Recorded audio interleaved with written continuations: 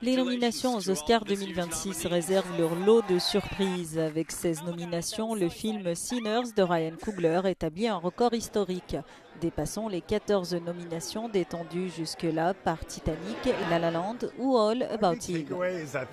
Ce qui m'a le plus marqué, c'est la diversité des nominations aux Oscars. On retrouve de tout, de One Battle After Another, Sentimental Value, en passant par Song Song Blue, Bugonia, Weapons, un film d'horreur, et Sinners, un film d'horreur épique.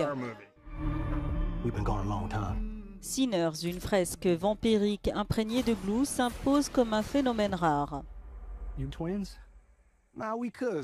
Ryan Coogler est nommé pour le meilleur film, la meilleure réalisation et le meilleur scénario, tandis que Michael B. Jordan décroche sa première nomination à l'Oscar du meilleur acteur.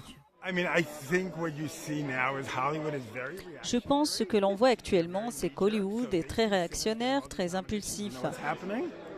Tout le monde ici se dit « Trouvez-moi le prochain Sinners ». Mais le problème, c'est que Sinners, c'est tellement original. C'est une œuvre de Ryan Coogler et on ne peut pas simplement la reproduire.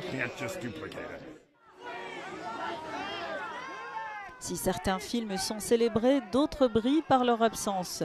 Parmi les grands oubliés cette année, Wicked for Good, pourtant très attendu après le succès du premier volet. Autre absente des nominations, Miley Cyrus. Je pense que le plus grand absent cette année est Wicked for Good. Il n'a obtenu aucune nomination. C'est forcément décevant. Le premier avait obtenu tellement de nominations. Je sais qu'Ariana Grande voulait vraiment être nominée.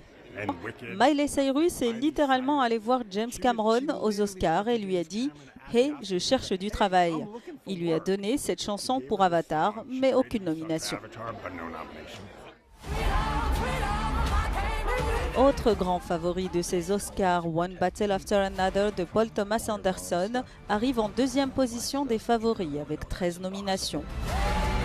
This is the end of the line. Not for you.